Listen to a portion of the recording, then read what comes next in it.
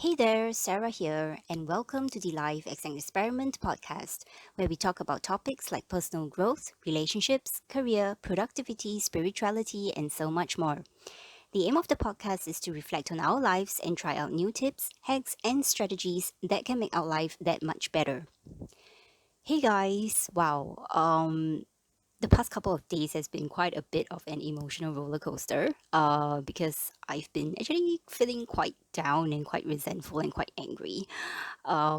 It's mostly triggered by work. And it's been difficult because I've not felt like this in a really long time. So it's really kind of like a shock to my system, so to speak. And it's kind of thrown me off course a little bit because I've been slacking a lot, not really doing a lot of work and just chilling out, lying around.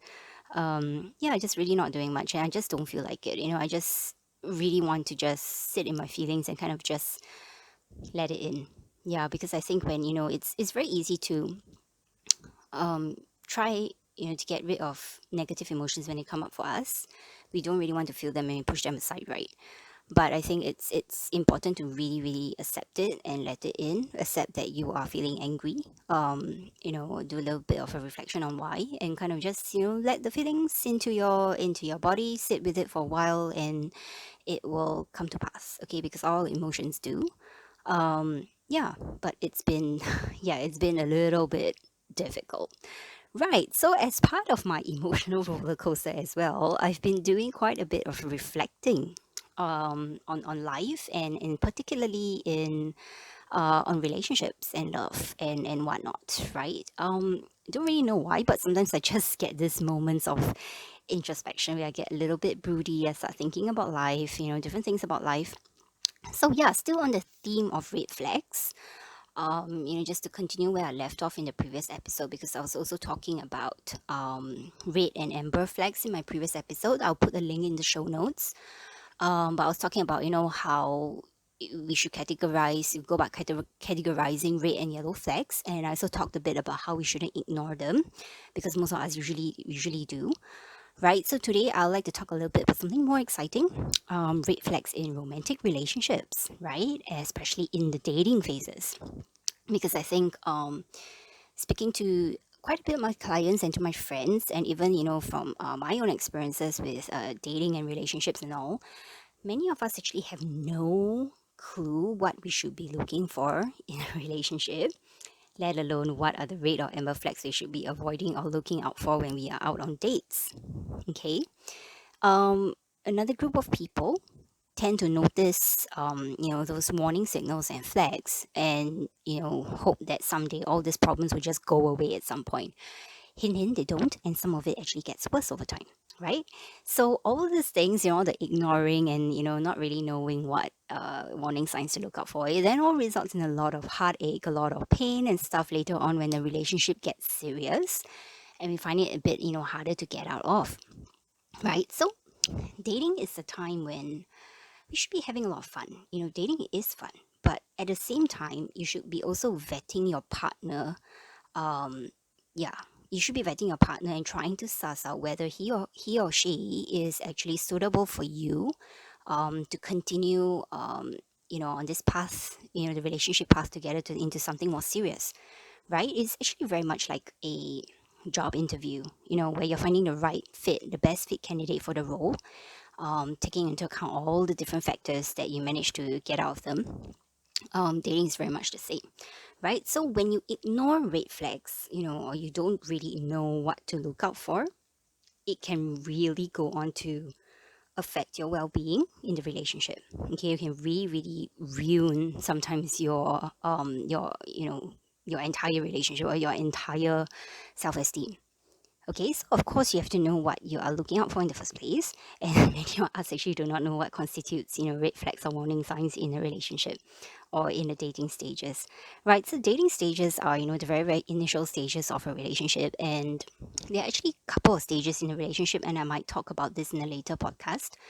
But the very initial stages is, you're kind of actually talking to the person and getting to know the person. You're going out on dates. You are actually not in a serious relationship yet. Okay, so neither one of you has really said like, let's get serious. Let's, be boyfriend, girlfriend, or whatever. It's still pretty, it's still less formal, right? It's less, you're less serious. Okay, so you might have an inkling that you like each other, but you're not really serious yet. Right, so this is actually the perfect time to actually look out for the warning signs in the person or in your dynamics or in your interaction, because usually this is the time where you are kind of like asking questions, you're kind of like trying to find out what that person's values are, things like that. So this is actually really the right stage to kind of suss out whether you're a good fit, to go on to a serious relationship, or you're actually not. So this is kind of like the gatekeeping stage. And this is a fantastic time to actually kind of suss out any suspicious behaviors or speech, right? So I have actually 12 red flags in total, and I'll be splitting this into two episodes because it's some of the signs are actually quite lengthy, and I do get into a little bit of an elaboration. So these episodes are really inspired by a couple of my own experiences and observing some of my clients, experiences and hearing from their stories as well.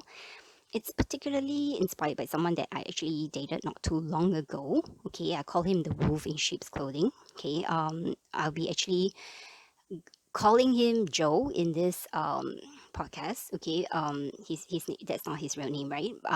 Yeah, and it went on for longer than I thought it should, and I take responsibility for allowing it to go on that way. So I will actually detail a couple of things that happened as I explain the different red flags. And one thing to take note of is that sometimes red flags or warning signs, it can appear in a very subtle manner. So it's not really in your face. It's not very obvious, but something about the interaction or an issue with the person actually makes you really uneasy and really uncomfortable, right? So if there's anything that you take away from red flags or whatever it is, in this podcast or in this episode, is that you really really need to trust your gut and you really need to trust your feelings. Okay, so here are the first six signs that might help you identify red flag behavior during dates or the first couple of stages of a relationship. Right, so first sign, okay, when or what time does he ask you out, and what does he suggest you do when he asks you out? Okay, so this is important, right? So because the guy that I was seeing, okay, let's call him Joe, yeah, which who I'll be referencing quite a bit in this episode. Joe only wanted to meet at night, okay, really, really late at night, okay, and his suggestions for meetings always revolved around alcohol, okay. So now I don't really live in a culture where people are constantly drinking or are constantly dating over alcohol and meeting over drinks, and it's not like that, right? While it's seen as quite a social thing to do nowadays with the younger people, but it's still not really very very mainstream, right? So the fact that secondly, it's also not that this dude is a nocturnal guy. He really isn't. Okay, so he wakes up actually really early and sleeps really really early. So why in the blue hell doesn't he suggest meeting a little bit earlier in the morning or right after work, right? Because I mean, people always meet after work for dinner here, and it's just a very normal thing to do. But he always chooses the weirdest timing to meet. So he'll meet me at like 10 p.m., 11 p.m., and then he'll suggest like driving me there. And then, like, whenever I ask him like what are his plans, it's always like, okay, let's go to a bar or something like that, which is totally not my thing. Okay, I prefer meeting my dates in broad daylight or like for dinners, for example. Not really over drinks, right? And another thing also, it's that he would suggest sitting in parks or in very dark places where not many people were around. Okay. I mean, that really kind of put me off because, it's kind of obvious what he was trying to do. And come on, a really decent man that wants to get to know you wouldn't constantly be doing this. Okay. He wouldn't be taking you to like bars, trying to get you drunk, trying to get you to sit in quiet places or dark places, where you can, potentially stuff could happen. So, especially if, a man who is doing this in the, beginning stages of knowing you, unless he has some sort of, usually men who do this actually have some sort of motive, and is hoping that something might happen after those drinks, or after those walks in the dark park, or like in those dark corners in a random place, right? And that thing probably, they're probably thinking about sex, right? And if that's not something that you are personally looking out for in a relationship or a date, okay, it's time to say goodbye. Really, just, I know it's very, very easy, especially for us women, to kind of think of like, oh, maybe he will change, or, oh, maybe this is just like a one off. But if he keeps doing it frequently, and like there's this very, very frequent pattern of behavior, he's talked about doing this sort of things with women that is dated in the past, this is actually a red flag, okay, especially if you're not looking for this sort of relationship or this sort of date, okay? And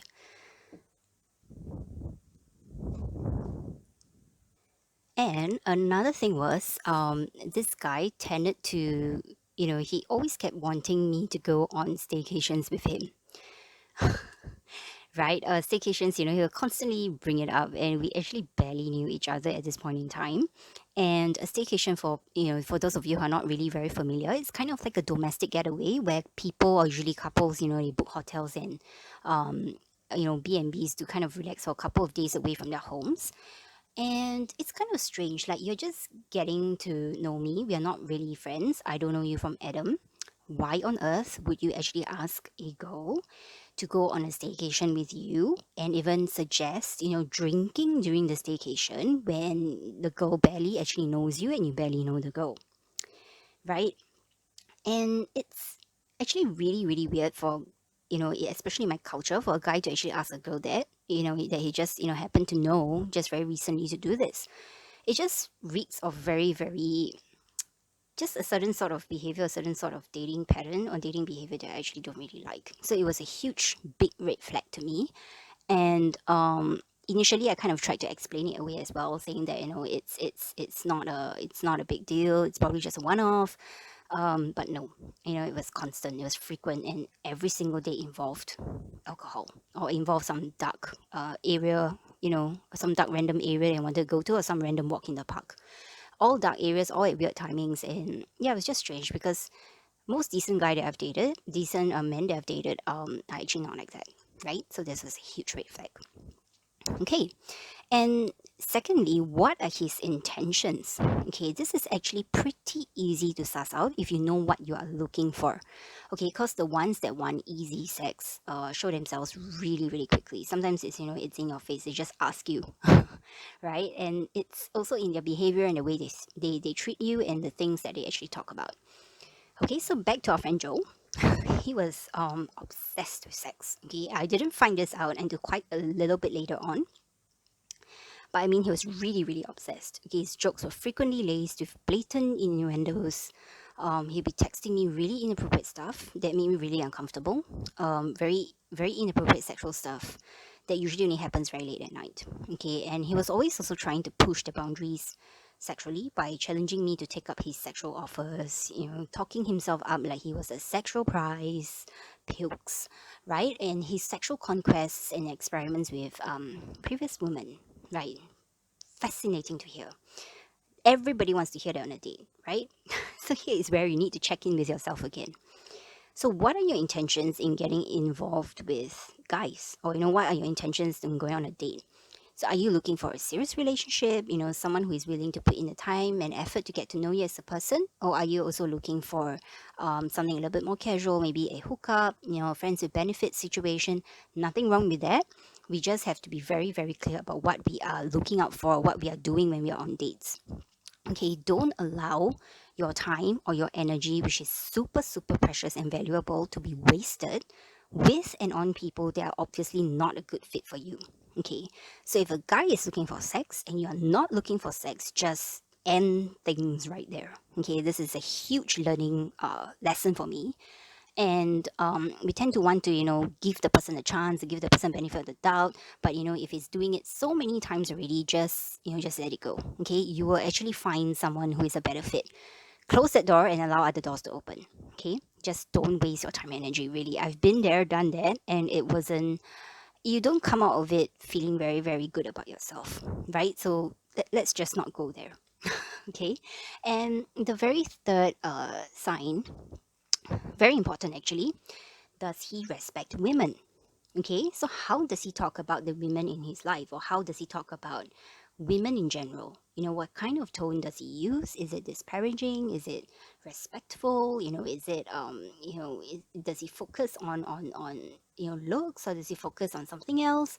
What does he focus on when he talks about them? So for example, Joe.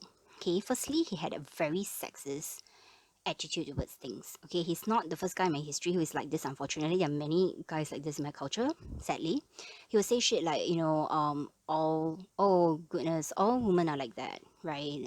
Women are usually like this, and men are usually like that. So it's not surprising that women can't do that every single time. Okay, it's a huge turnoff to me when people cannot recognize that the individuals belonging to a particular gender are actually very different from one another. It's a huge turnoff. Like, does he really, really think that all women and all men are the same, right? And I'm not done. Guess what else Joe would do? Okay, whilst hanging out with Joe, okay, and we are kind of like sitting facing each other and we're talking, right?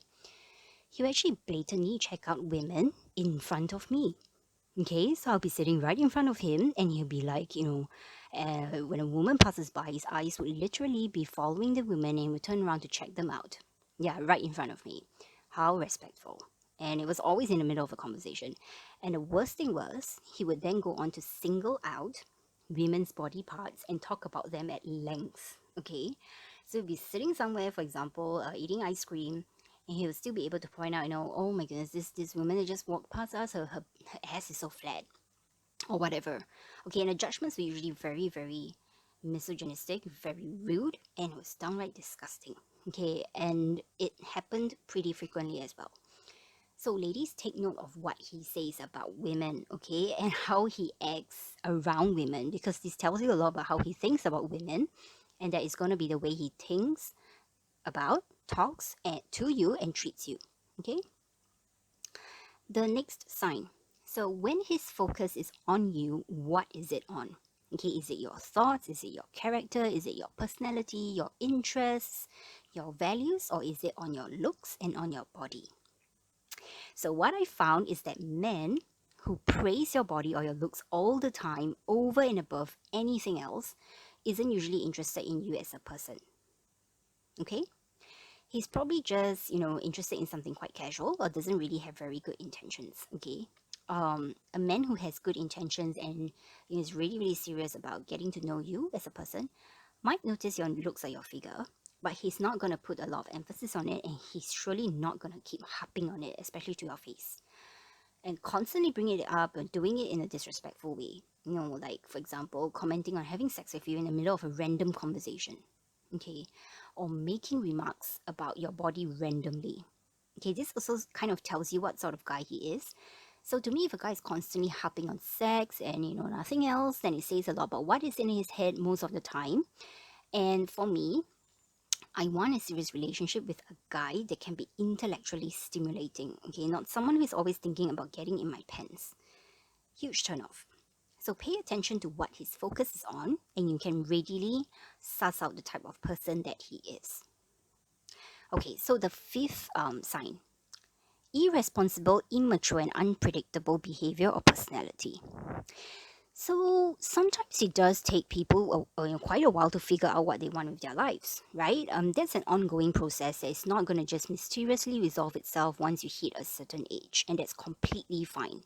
Okay, but when you are at a certain age, say, like me, you're in your late 20s or early 30s, it helps to have a certain view of life, of yourself, your needs, your values, and the ability to take care of yourself and manage your day-to-day living, right? But if you meet someone who can't seem to hold onto a job and doesn't seem to have any aims or any direction in their life, doesn't know, he doesn't really know what they want from themselves, from their lives, from their relationships, from their existence, they're probably still working on growing up and figuring themselves out.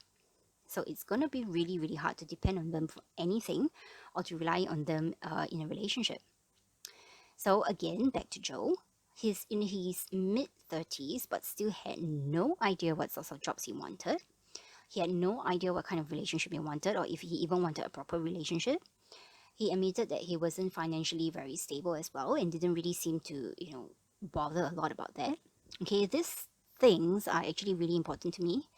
And if someone doesn't really have that in place or is working towards that in the relationship still and is still very unsure of himself, um, then yeah, then it's a no go for me. Also, because yeah, like I said, he admitted to struggling with finances and struggling to get a job, yet instead of working hard at defining a career, he was always busy looking for people to drink with, blow a couple of $100s on drinks and eating out, and then complain that he doesn't have money. I mean, dude, like, where are your priorities, right? Relationships need some form of responsibility, they need maturity and predictability as well. So, being with someone who hasn't had their act together or doesn't seem to want to get their act together, it does not provide a safe, healthy, conducive space for the relationship to be nurtured in and to grow well. Okay, so it is a red flag and it will cause problems down the road. Okay, and the sixth sign and the last sign for today's episode, this is a big one, and significant friends and family members actually do not like your partner. Okay, so maybe you happen to be on a date, happen to bump into a friend, or you actually intentionally introduce your friend and your dating partner, and your friend immediately doesn't like them. Okay, that's usually something to take note of, right? Because sometimes being in the relationship, being in the date, and you're very deeply involved in the interaction and in the person, you don't actually really, really see the person for who they are. Okay, rose tinted glasses and all that.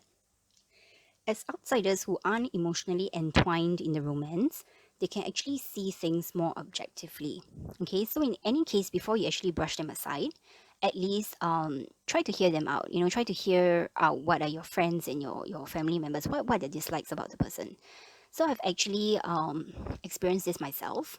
So I used to date someone that my friends felt very awkward around. This was because he was also socially very, very awkward, and that was when I actually realized that I didn't really want a guy who is so socially awkward and so difficult to hang around.